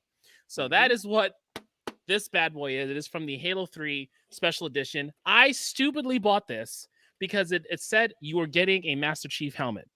And yes, it is a Master Chief helmet. But it is not really a helmet. It is a CD thing. You put it over the disc thing. This does not fit on a head. I was very disappointed. My friends laughed at me. To be Rightfully fair, so. For the Arkham Asylum, same thing. Arkham The Asylum, Batarang bullshit. the Batarang that didn't come apart. I was mad as all hell. I still got that shit. Listen, this happened. What? Halo 3 came out freshman year of college, maybe Something like maybe that. a little bit around, maybe right before college started, right? That happened. Arkham happened after I graduated, and then and Marvel versus Capcom had the audacity to do one with the, because it was the Infinity Stone one, and they were like, you get the special edition Infinity Stones, and you open this box, and there's 5 fucking stones that look like Easter eggs, and stones don't come out. They're just in the box and they light up. And if you did take them out, they're half spheres. These special editions are bullshit. Do not fall for them. All right. Just Those are the download your gimmicks. game Wait, like they give you everybody else. 5 stones and not the whole 6? Oh, 6. My bad. I got the number wrong. Oh, I was gonna say I was No, gonna be my bad. even more mad if they just gave you had five. to- No. You get this special edition to get the 6 special. stone. It's the Wish edition. Oh my god. The Wish edition. All right. Jesus Christ. Can you imagine? So no, I mean, I think I do have this helmet. I read a couple of the books. I was really big into the lore back in the day. Then it kind of went off on its own. I kind of didn't read. So to your point, Law, I would be more critical of the Reach stuff. I loved The Fall of Reach. It's one of my favorite sci-fi books. Like, and it's not even like Hugo Nebula award winning. I just really loved it. It was just a really it showed like that opening scene that you get in episode 1 is what you get in the books of when the Covenant attack people and they don't have fucking shields. Like, it's gruesome and graphic of what Plasma's able to do. So, but I love that book. Just reading it like from cover to cover. Hey, I read what's the up, original Boom? 3. So that's kind of where I'm at, is that any of that Reach stuff and like and Fall of Reach, like that's where I'm gonna be there. What they do Is with that in the original show? Are they? I Did don't- they say so anything I about the don't- Reach? I don't well, know. they're What in well, Reach. Reach They're is in Reach. it's the planet. That's the planet Yeah. that The main the planet UNSC they're at on. Yeah. is in Wait. Reach. So Who? where you see The the professor, Marines. the doctor? UNSC? Yeah. Okay. Where Okay. Dr. Halsey's at. That's I Reach. thought they were That's in the- Earth. No. No. Okay. Earth. Okay. Earth is a thing because Wait. So there's a Fall of Reach. You just said. the Fall Does of that mean Reach, everyone dies? the planet gets Wow, talk about I'm super Okay. late, but I'm a Halo state. I sold my PS5 for the Halo Series X. Boom, knowing bugging, Boom, I'm I sorry, 100% believe it. There's no way I would sell my Knowing P5. You're Boom, bugging, bro. I 100% believe he did I ain't that. co-signing that. Nope. I'm not Nintendo co-signing PlayStation either. any day. I Nah. love- Listen, my- I'm not I love my co-signing st- I either. love I my just Yo, know that he would probably do it. All I gotta say is this: it used to be hilarious when me and Val were used my to work. baby. I Val love was that on thing Team so much. PlayStation. Val was Always Team on Team PlayStation, Always and it was moving. always Team PlayStation versus Team Xbox, and where we worked at. It was hilarious. Why Val can't we always just led the have charge. both? Val led the charge on Team PlayStation. I grew up with Nintendo and Sega, obviously. Nintendo, it was always gonna be my baby. No, I will always buy the garbage they re-give me over and over again. I don't care. PlayStation obviously is the segue. Forget Oh, Xbox. boy. I'm sorry. I'm Oh, sorry. boy. No. We are not doing. Yo, We're not Boom, doing this. stop. PlayStation Boom, we're not every doing day. console wars, sir. Okay. So- Well, but whatever. Xbox trash. So- No, listen. They have the best online service with Game Pass. I don't know what Xbox Sony's trash. trying to do. So, and Nintendo Oh, makes man. you buy the same game over and over Xbox again trash. because fuck it Oh all. my god, am I gonna have to put all y'all on time except for me and Seabass? All right. So no, in the all time of everything. The whole Reach aspect of it is what I want to see. Like, you get Reach, you get them going to Halo, and then you get Halo 2. But we're not dealing with that or the Arbiter and all that other stuff until at least season 2. Wait, is or Halo 3. another planet?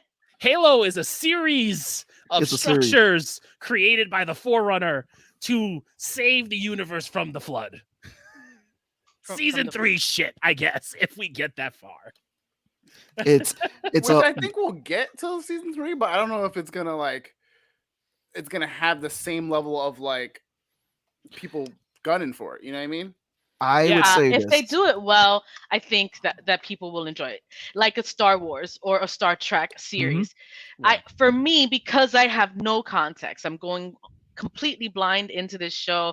I am loving it. I don't have any criticisms. I don't have any.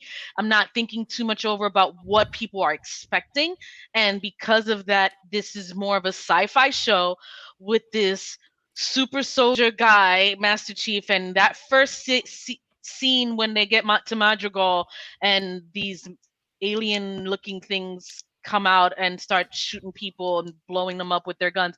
I mean, that scene alone was enough to sell me for the rest I of the loved season. it. Yeah, that scene. I watched it. I was like, oh, we're doing this. I'm in love for the rest I of the season. I love a show that gets me in the first episode. That Mhm. literally goes, here is what I am, take it or leave it. And this show 100,000% did it. They were just like, yo, we're going to blow up some people. Y'all down? I was like, oh, I guess so. You know what I compared it to? It's like this. I had that same feeling when I saw that first episode, those opening minutes. The same feeling I had when I saw those opening minutes for Saving Private Ryan, but more of like in the sci-fi aspect, the way how the Covenant just came in and just fucking cleared house. And it was just like, even and it was funny too, because Jess made a joke. She's like, he couldn't arrive earlier because when they came in and they opened it and killed all the civilians and everything. Yeah. It just showed how the Covenant had so little disregard for human life and how they would just eliminate everything. And it was just like, dude, they just captured how evil the Covenant race is it and how just thick human this life? Because I war. feel like they're like, if you're not Covenant, we're not fucking with you Yeah. kind of dudes. What? The way they Covenant. just came in. They came in and they were like slaughtering humans, but I feel like they Till don't care now, about don't ask me nobody. They don't care for it's the humans. It's The the humans humans. It's the humans. But they have a and- human with them. So that's different. That Yeah, doesn't that doesn't happen in the. don't know what that is. I was very shocked when I saw that. I was perplexed. She's a the bit. blessed one or the chosen one, She's the blessed one, whatever they're that is. They're called reclaimers. That's essentially what Master Chief is. There's a couple humans who are reclaimers. They're able to interact with that technology. It's Forerunner technology. It is pre-human technology. That is kind of what the crux of all this is going to be. Okay. And the Covenant are religious, and they look at the Forerunner as, if I recall correctly, as like gods and who they're trying to get to, and they look at the humans as a slight against that. And I think they do know that humans can be reclaimers. I think they do know that, and like That's why they have her. yeah, and they don't Yeah. like the human race for that aspect, and they want to get rid of them. But they're using her to get to the technology, which is the Halo ring. That's what they want to get to. What they don't know is that the Halo ring, while it's a weapon, it is a weapon to protect the universe from the flood. And when you activate that weapon, it destroys all life in a large proximity. Doomsday weapon. Yes, it is a doomsday weapon, but they don't know that. The They flood think- hasn't. Yeah, Don't go ahead. worry about that. I'm sorry. I'm giving you Yeah. like a lot of fucking information. Like I wouldn't worry about that. Thanks for the But, spoiler warning. but your you know? tone, But that's the game. You're our info dude. Well, like, it's a game. This is just the game stuff. So I'm using the game stuff has been. I don't know how they're gonna do it because apparently they're taking a lot of the core stuff that's in some of the books and they're twisting it and turning it in their own way. And I'm cool with it. I'm not as like stuck to it as everyone else is. I think they're using Fall of Reach as some sort of guideline for some of the things in the book. Master Chief does find some Forerunner technology and he does interact with it. There is that thing with Cortana and Halsey and how she's essentially a carbon AI copy of her, but you know they're messing with it a bit. I'm just interested of how I want to see them like decimate Reach. Like that's kind of what you need Destroy to the happen. planet. They need to glass the planet, and then it's going to end with them this is with your them on the Pillar red of Autumn. wedding. This is your red wedding. And what was the thing for Witcher that you were like, wait till they see this, then like Which one? there was a moment in Witcher, I think you were like it's in the books, and then when it comes, like everyone's gonna be like, oh shit, like the big moment.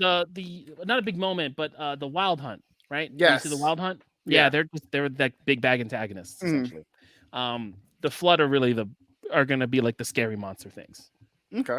You can't do this and not anticipate the Flood sometime down the line, but I would assume they're a season 3 thing. Is Go the ahead, Val. Flood another alien race? They are a Yeah. parasitic race.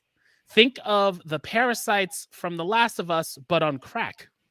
Oh shit! Hmm. Yes. Well, damn. There is a level in Halo 1 that will always go down in infamy. That is level 6, the library. Level 7, actually. 343 When the Guilty flood Spark come is- in. 343 Guilty Spark is level 6. Level 7 is the library. The fact that you're speaking another language to me right now. Listen, how listen, little Halo- I know. Listen, About Halo. Listen, Halo 1, man, that was like, oh man, no, I can't. Like Blood Gulch, I can't. Like Halo 1 has such a place in my heart. Like I can't. All the stuff you used to do, like we used to find ways to play. Like we did Xbox Live before there was Xbox Live, which was called Xbox Connect, and you tricked your Xbox to think it was system linking with an Xbox next to buy, but you tricked it with your computer, and you were system linking with a person somewhere else. And it was like it was a whole to do. Yeah, man. The early days. It was the early days of online play. It was like a LAN spoof. It's essentially it spoofed it to think it was LAN when it wasn't. You were doing it over essentially what we're doing now. So for those who don't know, when the Xbox first came out back in the day, back in the heyday, Back in the day with you that used controller, to take it to each place to that your friend's house and connect it to the other Xbox, Yes. and that's how you did LAN play. Yes. Before all the online play I had a shit. book bag. I had a book bag that was specifically for my Xbox. It was the biggest book bag I had. You shove that thing in there, and then because the Xbox was ginormous, and then you had the controller, the Duke, which if you dropped, you can break an animal's back. Oh man, yeah. I'm just imagining that big ass first Xbox and people carrying that shit around. It was just so funny. Yo, we were reckless. Right. I would never take my system out to go anywhere. Screw you guys. No, That's man. how I feel. I moved my system. I pushed that system like I was a drug dealer. I had that everywhere. I pushed all my systems. You get them. You set up your wire so it's easy to just kind of pull, plug and play, and get the fuck out. Oh man, like listen, when I was growing up, instead of like everyone going to the club and drinking early and all this shit, and when my parents were away, they'd be gone for a weekend. I'd have my boys come over for LAN parties and order Dominoes. That is what I would do. Sounds fun. It was fun. It was a lot of fun. Sure it was. I'm sure it was. I didn't go to teen bashes. Thank you very much. Okay, I wasn't a part of that. I didn't either. Wow. I feel like that was a direct call out to me. No. Just because you're a promoter doesn't mean anything. Heavy as I was not a promoter. I just went to all of them. That controller was I was the guy who knew all the one. promoters. I That went nostalgic. to one teen bash, and they thought I was too old to be in there. And mind you, the guy's asking me, "You look too old to be in here." And there's some girl dry humping a guy on the couch next to me, and I'm like, "Are you fucking kidding me right now?" All right, and I digress. Back to Halo. All right. Let's bring it back. Instead of going through Tone's childhood, let's bring it back and talk about Halo. I will say I do love the casting because I love Pablo Schreiber, who is I was gonna Liev Schreiber's brother, his younger brother. Is he? Yes, he is. Yeah. I didn't realize like name wise who he was. I really knew him from American Gods. Like saw him in Orange is the New Black and like a couple other things, but like Was that Porn Stash?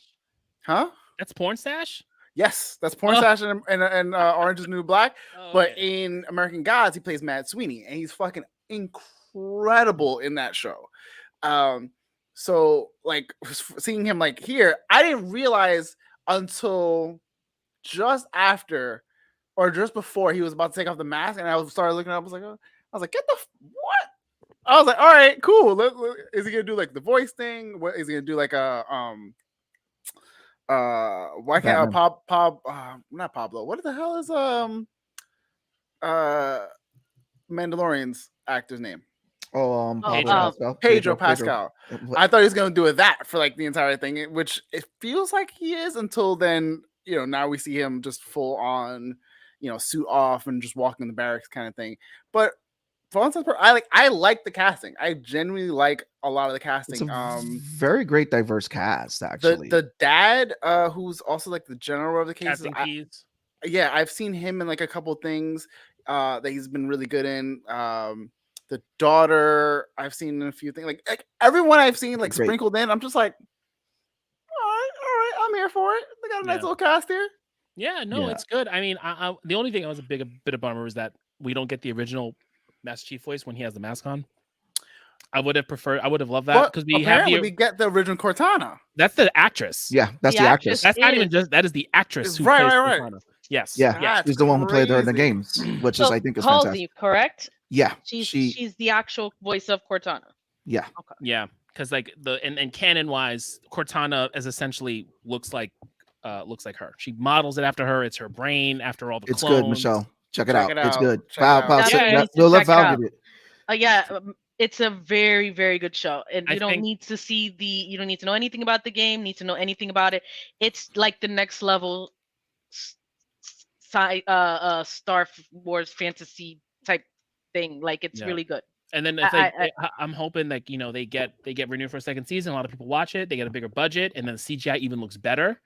What's wrong with the CGI? I also want to ask. I mean, I know, like you. Okay. I mean, no, I know the CGI, but like you see the elites walking around, and you're like, oh, okay, it's CGI. Like it doesn't feel the CGI doesn't feel as crisp as we've seen before. Like even when you look at Game of Thrones, from season 1, and you look to where we get to the fucking dragons, the transition of CGI happens because the budget is expanded. So I think when we get more of when the show gets hits its stride, That's probably why I think they had added a good budget, but they didn't have like they had enough budget to like tell a good story, and they were like, do this, and build we'll the give you so environment. much more. Yeah. Because essentially, Halo is such a staple property from 20 years now. I want to say or more. Like they've got money to blow, but if the show takes.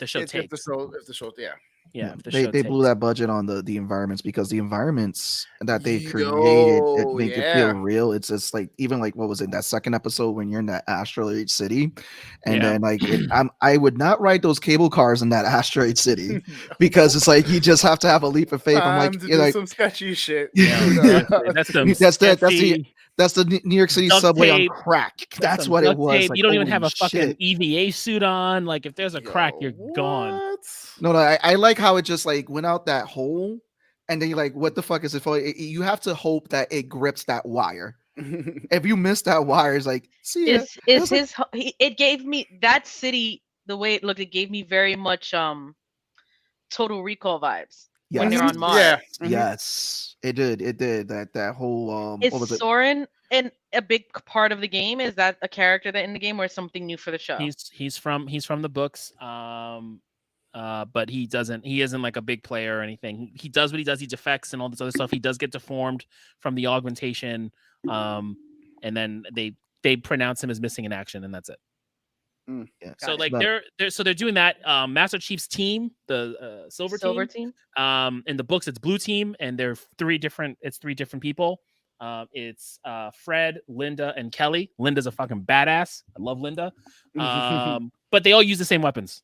Like essentially, there's a sniper. You've got one who's really fast with dual handguns, and you've got like the heavy, and that's essentially the heavy's Fred, the sniper's Linda, and Kelly's the fast one with dual handguns. And they did that. I don't know why they did that. It was kind of now confused. It was a Riz, Kai, and Vanek. Yeah, I was kind of confused because when you watch the Spartans drop in and I see them, I'm like, oh shit. I was like, is that Linda? Is that Kelly? And they're like, no, they're different names. I was like, I don't know why some of the changes were made, like for things like that, versus how you bring in Cortana and how you're doing all this other stuff and bringing in this human, which I guess they're gonna play because she's gonna find out where Reach is. She's gonna bring it back to the Prophets, and then they're gonna invade, and we're gonna get the planet glassed. Because if this season ends without Reach getting glassed, I'm gonna be pissed. Like if you get one season to do this, I need to see the planet get glassed. Well, why would it have to be in the first season? Can it happen in 2 seasons? It could, but I'm saying if it doesn't get picked up, I'm gonna be just highly disappointed. I think everybody, yeah, because like the whole lore with it. I mean, they even made it into a game, The Fall of Reach, and it's like I think a lot of people are really waiting to see that because the war definitely picks up after that. If we're gonna get the Arbiter, maybe that'll be in the later seasons. But it's like, again, I'm loving that what they've captured so far, and for me, it's like this. I look at it as this, like Robert Kirkman when he got to make The Walking Dead into a live series, he took liberties of changing some stuff that fit the live TV series and changed a lot of things. Like when Rick lost his hand in the comics, he says he regretted doing that, and he's like, so he changed that in the show. And I feel like what they're doing, they're taking some creative liberties, but also too, you can see that they're still trying to remain faithful to a lot of the lore that's there. And again, a lot of the stuff that's happening, it made sense for the story when he took off his helmet, his whole reaction with Soren, and just like his trust with Halsey, and then seeing how Cortana was implemented in his system and everything. And just like how Halsey is kind of like she's in that morally kind of gray area. In a way, it's like she wants I to do don't this think for the she has first sides. morals at all. She's If you- I very think she's gray. a liar. I don't know if they're going to touch on it, but if they touch on how they got the Spartans, you will see that this lady has no morals. Yeah. Oh, How they okay, got well, Spartans was that I much think I that- know. That much I know. They abducted the I don't kids. because Yeah. I don't trust this female whatsoever. I mean, the way she is with her daughter and everything is like a fight for some. They have like this inner turmoil, and I don't think she may seem like she's looking out for Master Chief, but she has her own agenda and it's completely selfish. I don't think comes off She very. has a soft side. She has a side for Master Chief. That's like that's not a lie. So like when It she feels when like she, when she sees Homelander him, and this chick. when she sees him as a kid, she sees him like her and Captain Keyes go and observe all the kids that they abduct, and you read the narrative of when she sees John, and she's watching John and watches him playing King of the Hill with all these kids, and she just has this fascination with John the entire time when he's going through his training with his whole squad. And Sounds very. like she was like, John has always been her favorite. Cortana called it when in the books when you see Cortana for the first time, she calls it. She picks John because of like everything that he's able to do, but essentially like the program is horrible. Like they abduct kids, they don't tell the parents, and they replace the kid with a cybernetic replacement, like a clone, and the parents have no fucking idea. Is that what he's getting images of? Like Well, his I previous life? don't know how they're doing it. I don't know if they're going that route because you find out that his parents died from that disease and all that other stuff. So That I'm could all not be lies. Yeah, that could all Yeah. like be like Well, it's what this- the well, we records don't- show. well, we don't know if it's if his memories have been altered or anything. But Right, I don't that's- know if they're doing anything. Like if they're doing that, like that's like the first half of the book is them picking the kids up and talking about. I don't know if they're Okay, doing it so versus This has been my doing- question. So they're doing the book and they're doing I guess to some degree the game. Mhm. Where do the three line up with each other? Like if you the timeline. So like right now, if we're watching the show, we're still in book one. we're still in book one. Where does this fill in the games? Or where does it fit in the game? The game starts them going on the Pillar of Autumn, going towards the original Halo ring. So you have to get through the entire Halo ring series of them going there, crashing, unlocking the flood, then blowing it up. That's the first game. The second game, the Covenant find Earth and invade, and then you have the Arbiter. And that's when you start seeing the internal conflicts between What's the the Arbiter? elites. The Arbiter is this holy warrior elite, the alien with the predator looking one. Okay. There's always an Arbiter in their generations or something. There's always an Arbiter. It's a holy title. They're a warrior. There's a whole thing. There's a whole line of them. They're brought into Halo 2. The elites, he becomes a playable character. They decide to bring an internal conflict between the elites and the prophets, the ones in the floating chairs. And that's when you also introduce the brutes, which are like these big gorillas. And the elites get pushed out. And there ends up being a civil war between the Covenant. Yeah, within the Covenant. And so by Halo 3, you've got Covenant on the UNSC side versus the prophets and the brutes. And then all the prophets are killed in 3. And at that point, I kind of lose the story from after 3 because you have 4, 5. So elite and eventually you join UNSC. Yeah, in the game. Yeah. Like, so in Halo 3, when you played multiplayer, instead of there being like 4 Master Chiefs, like multiplayer co-op, instead of being there 4 Master Chiefs, like how it would be normally, it's 1 Master Chief, 1 guy's the Arbiter, who's voiced by Keith David, who's awesome. And I hope they bring him back. And then you have 2 random elites that join you. So that's how the party is made up in the 4-player So- campaign for Halo 3. So Master Chief gets teamed up with not people from his team, but other elite aliens. Yeah, like that's just how they did in the game, but like just to show that it's so like it looks like there's not 4 fucking Master Chiefs running through the mission. It just makes it feel like it's Master Chief and a squad of elites that are with him going through it. Why wouldn't they put other Spartans with him? So the other Spartans end up kind of being missing. Some of them die, but we don't. I think the Spartans show up in Halo 5. We see some of Blue Team show up. I didn't play Halo 5, so I don't remember because I didn't like the campaign. But in Yeah, Halo it wasn't 1, that 2, great. and Halo 1, 2, and I'm 3, surprised you didn't do Infinite by now. I have it, but then Destiny and my main interest. PlayStation, exactly. I'm just saying. No, I don't have that. I Yo, don't. Val is I'm here for joking, violence I'm today, joking. yo. I don't have Okay, that listen. We white talking router. about the spoilers. Destiny. warning and Uh, about Just messing. PlayStation. No. So Okay, Halo 1, 2, and 3. You don't really. There's no other Spartans Mhm. that you see in the game. Halo 4 and 5. Wait, Master Chief's the only Spartan? From what you know in the games, it feels like he's the only Spartan. The books flesh out that there are other Spartans, and you see Blue Team in Halo 5. By the time you get to Halo 4, 5, and 6, the Spartan program has expanded, and now anybody can be a fucking Spartan. That's kind of where we're at now in the Halo universe. It's not like this prestigious group because they're like Spartan 6s. Like Master Chief, Linda, Kelly, like that blue, they are the OG Spartans, like OG. But as everything progresses, you've got the new age. So Mm. The new age shit laws. There you go. but I wouldn't get too deep in that. I wouldn't worry too. They're probably gonna Yeah, change some stuff I'm up gonna and- forget everything you just said. Yeah, By I would tomorrow. say It's we're okay. gonna probably. I would think the first book in the original trilogy is kind of where we're going with, and that I would say that's where we're gonna stay. But I can't wait. I can't wait to see where Good. they do It- go. Go ahead, So Val. far, I'm loving it.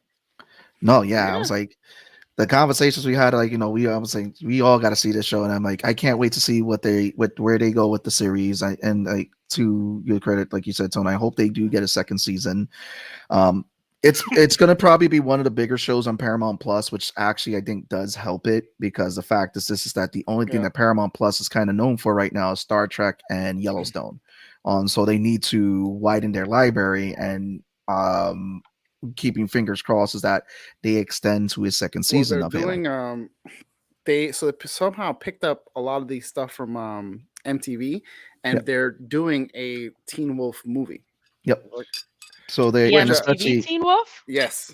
which I enjoyed that series. I don't care how corny it was. Val, my homie, let's go. I love that series. I loved it. Oh, I loved it. man. I loved it. It dived into so many different types of Monsters creatures and monsters, Oh, so and good. it expanded that world for me entirely. I loved it. I love It felt Styles like is my favorite it felt- character. Yo, Styles is my dude. I love him. That made me love Dylan O'Brien as a person. Like I Yep. was just like, he's a Met fan. I or feel like winning he my- is Styles though, like in real life. Absolutely, It's just absolutely. love him. You lost me Okay, at I Teen see Wolf. you guys I don't just see watch Michael it. J. I Listen, just know the Michael if J. they Fox Teen have- Wolf. If So legit, like Well, they're gonna it's do a a good show. continuation of where they left off, Mhm. and it looks like they got a lot of the main cast. They just talked to Tyler Hoechlin to come back, so it looks like insane. Like production wise, like what they're trying to do is like, oh, okay, because y'all left it off on some like yeah. wild, crazy, like vague note that like just Well, they need to compete. They need more content, because with what's in the streaming news as of late, HBO and Discovery coming together. So we don't know how that's going to change the Discovery's content. coming together, and we still got that Crunchyroll Funimation, Crunchyroll deal and on the table. Funimation, and a lot of the things that Which people are I not talking think about is HBO just- AMC and what is it? High Dive. Those merged too. What's I- High Dive? High Dive was another anime app. thing that was on Verve, but I think Crunchyroll pulled from HBO Max, because I when wouldn't be when I looked at the thing, it Really? doesn't show up on there, and I was like, interesting. It still has some anime on there, but it doesn't have Crunchyroll, if I'm not mistaken. They weren't Which- very big on the Crunchyroll library They anyway. weren't. They didn't. Crunchyroll library fucking was sucked. trash, but now you're Mhm. so I wouldn't be surprised if very soon we get a Crunchyroll Funimation proper app Actually, and it's things were running. it's already been announced. Funimation has been, because I have the Funimation app, and Mm. through the app, it's saying I that personally pretty much hate the they're Funimation moving. app. They're looking to move everyone from the Funimation app to Crunchyroll. They were like, everyone who has Funimation, you get 3 months of Crunchyroll free to move over, and they've already said all new I want to stuff know is what going that to means. I Crunchyroll. want to know what that means for Verve because I want to keep my Verve. Verve is good. I enjoyed Verve for what it was at the time. It means I still Crunchyroll's ended going up to keeping control it. the market. Since most of my main stuff is on Hulu, since Hulu. I don't derive from the trend line when it comes to anime. Right. I'm a Hulu watcher. You know, it's It's Most it's of my stuff eventually ended up Crunchyroll's being going to control it all. When Hulu was like, we allow downloads, I was like, bye bye Verve. I think it's all going to be controlled by Crunchyroll though, because with High Dive had like Sentai Works, which was one of the anime studios. If they and they had lock stuff. down, and what they need to do is they need to lock down Mappa. If they lock down Mappa, they'll get everybody. Yeah, they're gonna. I'll It's pretend to again. know what that is too. That's one the to studio the behind anime- One Punch Man, and And, Oh, okay, and okay. Attack on Titan. Yeah, The newer Ooh, okay. seasons. Mappa Okay. Mappa's been doing a Yeah. lot of the they've because been getting a lot of- Toei already is under Funimation. if I'm not also mistaken. too, Crunchyroll has a step up because they've been focusing on originals too. So they've been doing a lot of originals with like their webtoons. Was it the Tower deal of they have with God. webtoons? They Yeah. did High School.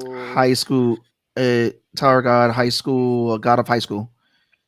God of High School, which was a webtoon, and they turned it into an anime. There's a few of them Yeah. that is on there, and they've been pushing for more original. They even got what was it, a lock on some of the Blade Runner anime stuff. Yeah. So Crunchyroll's going to be very big right now in the anime scene. And I think they also help fund some of the anime conventions in the US. So they're tied into It's a lot about of to be stuff. a very interesting 2022 with all these mergers and all these moves being made. We got shows being released and announced. We got shows ending. We got shows coming in. We got movies coming in, and yeah, it's gonna be a very. I want to see like from we're like now 2 weeks into April, roughly 2.5 weeks into April, where we are like December with as much content as we get because I almost There's can too much to guarantee- watch. Well, Yeah, well, the great thing is we're gonna that have to do that end of the year list of like shit that we watched that we Well- weren't able to talk about on the show. well, Val's going to be in charge of 2 episodes, so we want those episodes, Val. What's the topic? So when you're ready, Word? Oh wait, word? What you got, Val? I got nothing because he put me on the spot just now. When Val comes up, I'll we think of will. something. I'll think of something that you guys don't normally watch. Oh, okay. It's gonna make us deep dive down into the show. Oh, I damn! don't know. I don't know. Oh Either, shit! 'cause I don't even watch as much as I think I'd like to watch. I probably watch the most because I have the most time to have stuff playing in the background while I'm editing or doing anything else. Yeah. Time, but no, this has been a great episode, guys. We this for those who was a are watching long this one. long one. We haven't had a long one in a long time. Indeed. Woo! So we want to thank those who are still with us, Yes. going strong. Now we're 47 minutes of a great episode of us talking. Tone geeking out with Halo because Tone is the Halo encyclopedia. Thank you for that, Tone. I'm not Because an I did not. encyclopedia. It's Not just, yet. it's just some top level knowledge. That's it. One day, we will be doing What's that? Star Wars trivia. Oh, can we do that now? What? I just Let's got do it. excited. Last 13 minutes. Do What? one card. one card. All right. I'm not even gonna do one pretend. card. I'm not even gonna pretend that I have that. Like I knowledge. don't have the I deep mean, knowledge. I don't have All right. deep knowledge, but I'd like You're to a test liar, myself. sir. You don't have that deep knowledge. Here we go. I Here we go. don't. Yeah, no, it was dope. Thank you, Boombop. So I got. So we'll do this for the last few minutes. I gotta thank my mother-in-law for this one. She got me the Appreciate you, Boom. Mandalorian trivia set. So here's the first question. So do you guys want to go the child path or the Mandalorian path? Mandalorian. Okay. Question. Sorry. What does Mando freeze his bounties in for safe delivery? Carbonite. Mhm. Oh damn, yeah. That's Damn, an easy I didn't one. even get to read it. Shit. I mean, Bounty Hunter, freezing, Star Wars, Yeah, Carbonite. exactly. Yeah. All right, so here's another one. What's The child path. one? Oh, the child one. Yeah. What piece of equipment does the Mandalorian acquire, allowing him to fly? The Darksaber, the jetpack, or the Jetpack. Master Jetpack. Staff? Oh, is this meant to like the child is like for kid friendly trivia? I got Well, you. it's That sounds it's right. a point system. So the child's 1 point, the Mandalorian's 2 points. Oh, That they're makes multiple sense, though. choice. Yeah. Oh, Multiple okay. choice. It's pretty Oh, cool. he didn't even get to finish. That's what he's saying. Oh, Okay. that's Got fine. it. yeah, Alright. Don't do the multiple choice. Yeah. Don't. That's they're all giving me the multiple answer. choice. Don't do the multiple choice. Just I don't have let a us. Scantron. Yeah. Texas Instrument, let's go. Pull it out. Oh my god. So you guys want to go the child path or the Mandalorian path? Mandalorian. What does Quill ask Cara Dune to conceal? Quill asked Cara Dune. Cara Dune is the wrestler. To conceal. No, I don't remember. Do you guys want me to? Because it is multiple Read the choice. options. Yeah. Okay. God damn it. Right. Because when you hear them, you're gonna know. A, her hair. B, her Her injury. or tattoo. C- Her tattoo. Her tattoo. I just remember now. Yep. Oh, her Rebel tattoo. tattoo. Yeah. Mm-hmm. So the child question is, what surrounds Magistrate Morgan Elizabethtown?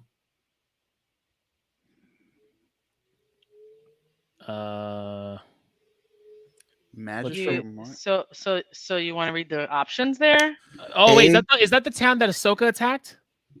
Yeah. Wasn't it like a wall? So I'll read the answers. A, dead trees. Oh, a swamp. B, A swamp. swamp. Like it's a swamp. C, a lava tide. It's a swamp. As soon as you said what surrounds it, I swamp, right? Is that your Dead final trees. answer? Dead trees. It's dead trees, but it looks like a swamp.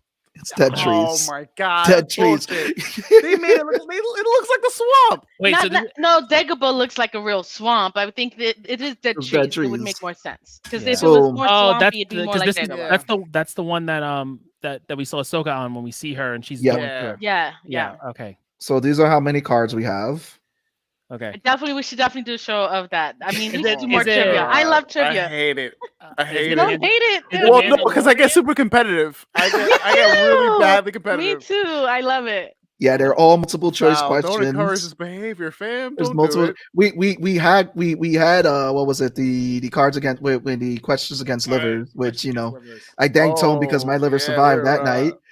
But yeah, we should do that. No, we're special. up- we're We'll up have for a that. trivia night. We'll do a trivia night. Those Do a Game little of Thrones, special. the Game of Thrones questions that Law had to We- find. I had to like find and make Well, no, we got to do something where all of us are equally somewhat knowledgeable of. We can't have. No. Come Batman? on. I don't know if that's an equal knowledge.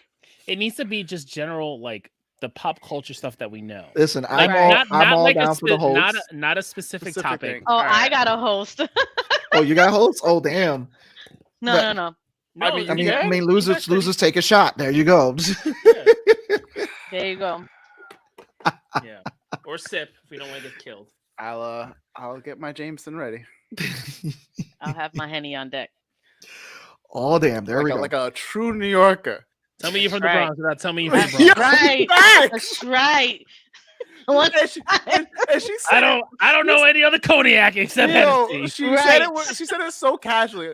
I'll have my Hennessy on deck. I gotta Yep. get my We Henny. know we got Yep. I you. gotta get man. my Henny. Are you gonna do the picture? I already have it. You got your Tim's by You the do the door picture? too. Yeah, I'll make sure I have the Tim's ready too. Let's go. Tim's, The the New Yankee York, fitted. the Yankee The fitted. Yankee There you go. Straight New A York. baby fat bubble jacket. Nah. I don't do the baby fat. I wasn't with it. I didn't support it. Look, you got the big hoops though. You listen. You Oh, like absolutely. Always. you're like I'm so New York. 95% there. Yeah. Almost there, man. Oh man. man. But it's been great. So we'll good put one. something together with the trivia. We'll put that together. Have some fun with it.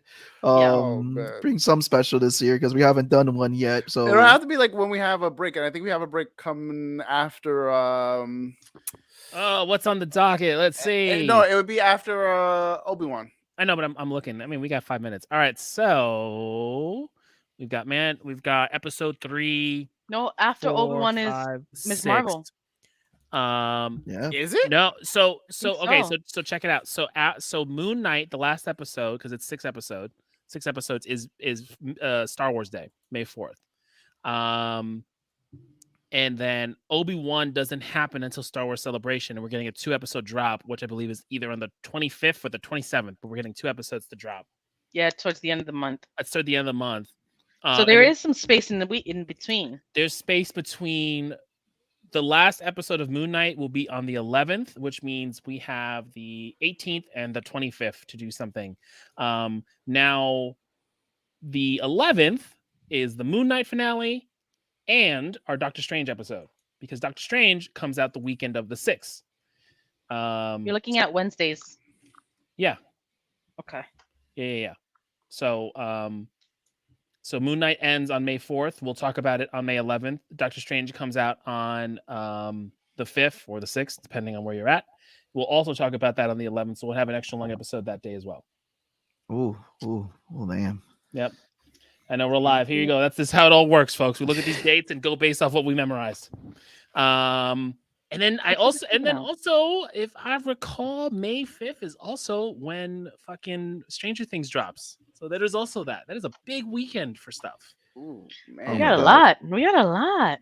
Oh my God, it's so much It's content. gonna be a good year. Actually, It is. we and also especially all the have, stuff like, that not got that much of a pushed break back between too. May and June, because That's The Boys season 3 drops in Boys June. season 3 drops in June, and depending on how it goes, we'll either do a half and a half, or we'll do the first 3 episodes because we'll get a 3-episode Yeah, drop. we are gonna be See it from busy ass there. nerds this year. I'm hoping we get season 2 of Invincible. Val, you got to read it. Wow. Oh damn, called out. Y'all have been just firing shots at each other all day. I'm here for it. Oh man. Because Val's the only one that reads shit. So you know what? It's true. It's true. I've made some progress. I actually found but it's been a while because the Thrawn trilogy. I told you I got sidetracked. You were reading that.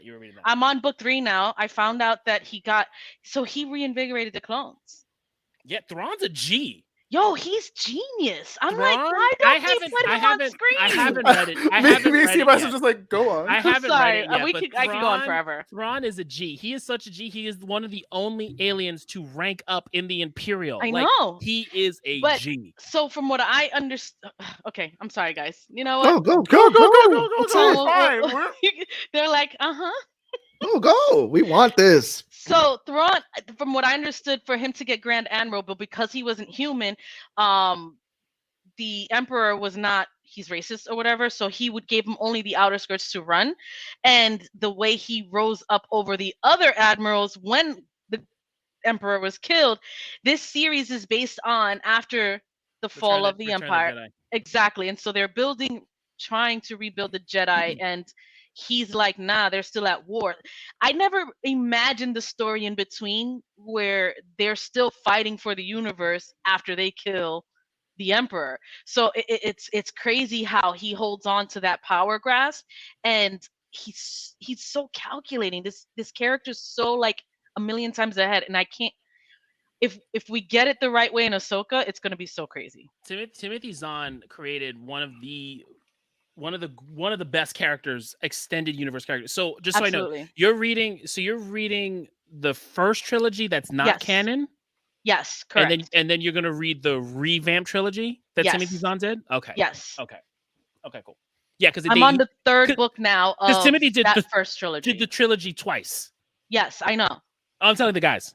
Oh, okay. Sorry. Yeah, that trilogy came out in the 90s. Thrawn has been around for a long time. People love Thrawn. And then because they brought him back, and I think they brought him back in Rebels and all this stuff, Timothy Zahn came back and redid the trilogy for Thrawn in the new... Was that before or after the Rebels? I think it was after. I could be wrong. I just remember it was a big to-do when he came back and did the Because the second trilogy. reason I decided to read this is because I love the character in Rebels. When I watched Rebels, I was like, this is Pop in crazy. the back. You got